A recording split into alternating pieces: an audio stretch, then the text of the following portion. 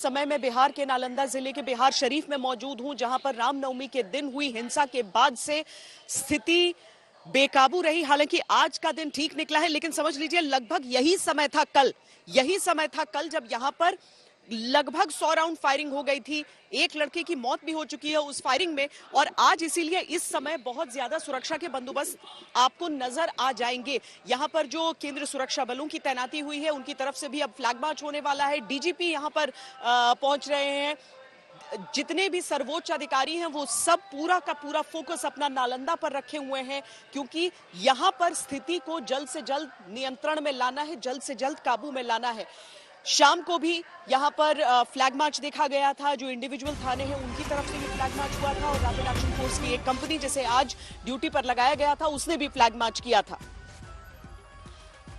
लेकिन अब चूंकि बहुत सारे सवाल भी उठ रहे हैं और स्थिति जो है वो आज का दिन बहुत ज्यादा, आज की ये रात बहुत ज्यादा महत्वपूर्ण रहेगी कि स्थिति नियंत्रण में है या नहीं, ये स्पष्ट करने के लिए। इसीलिए डीजीपी का दौरा नालंदा जिले का, और साथ में रहकर कुछ देर में इस समय खासकर 8 बजे रात के बाद से फ्लैग मार्च हर इलाके में। आप यहां पर भी वो तमाम सायरन सुन सकते हैं, गाड़ियों की आवाजाही सुन सकते हैं।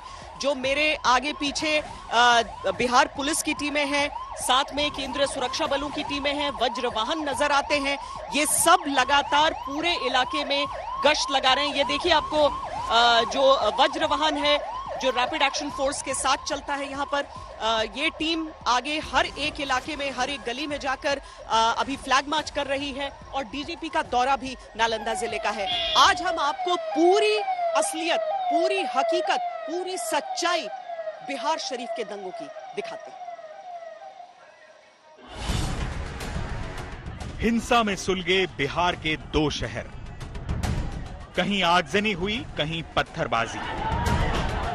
ये पूरा जो खाक हुआ इलाका, जहां से आप धुआं भी उठता कुछ हिस्सों से देख लेंगे, उधर खासकर मोज़ेनगर दिखाएं आपको, तो वहां पर आपको धुआं उठता हुआ भी अभी भी दिख जाएगा। आग भी लपट जो है धधक जाती है थोड़ी थोड़ी देर में। तो कमोवेश स्थिति ऐसी ही है। गोलीबारी, बमबारी, 2 दिन बना रहा उपद्रवियों का आतंक। रामनवमी से जारी हिंसा किसकी साजिश? ये कोई नेचुरल चीज नहीं है, ये जरूर कोई इधर उधर किया है नेचुरल, बिना मतलब का जानबूझकर। शोभा यात्रा पर चलाए गए नफरत के पत्थर,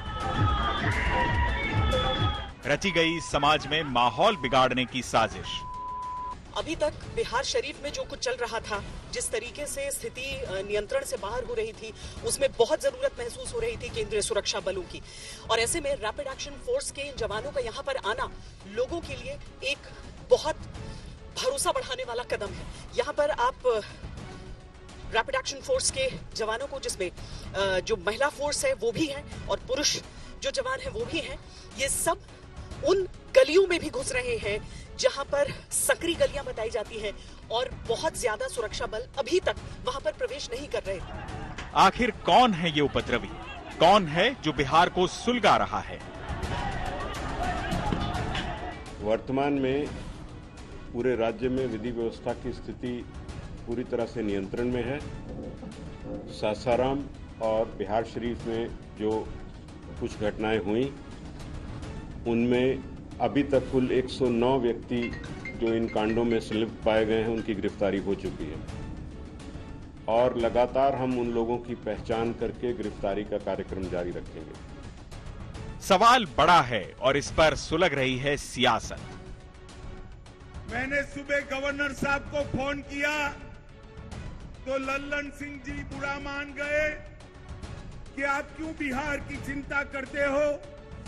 अरे भाई, मैं देश का गृह मंत्री हूं, बिहार की कानून और व्यवस्था भी ये देश का एक हिस्सा है, आप नहीं संभाल सकते, इसलिए हम चिंता कर रहे हैं। सवाल उठ रहा है नीतीश सरकार की नीति और सरकार की नीयत पर।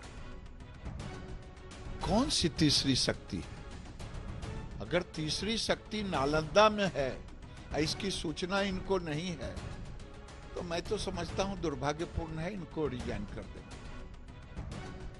हालात को काबू में रखने के लिए सीएम बैठक कर रहे हैं, उपद्रवियों पर कार्रवाई का निर्देश दे रहे हैं।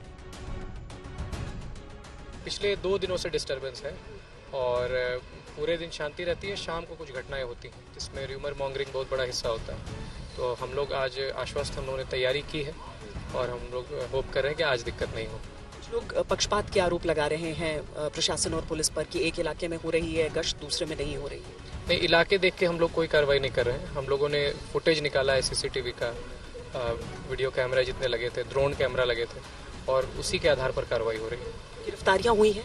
80 के लगभग गिरफ्तारियां हुई हैं अभी तक। आखिर कौन है जो बिहार को हिंसा की आग में झोंक रहा है? यहाँ पर इन घोड़ों को खास बुलाया गया है।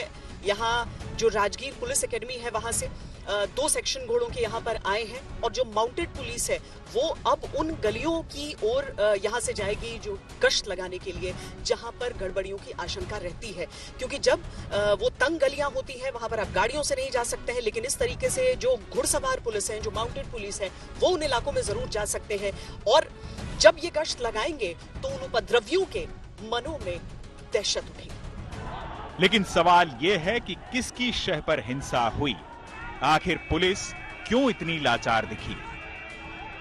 अमन शांति को तार तार करने वालों का हौसला इतना बुलंद कैसे हो गया? मैं इतना ही कहूंगा कि आप आज बिहार बंगाल के रास्ते पर चल रहा है, जहां अमन चैन शांति भंग हो रहा है, मुख्यमंत्री लाचार दिख रहे हैं, मीडिया कुछ दिखा रहा है और वास्तु स्थिति और वो कुछ बोलते हैं।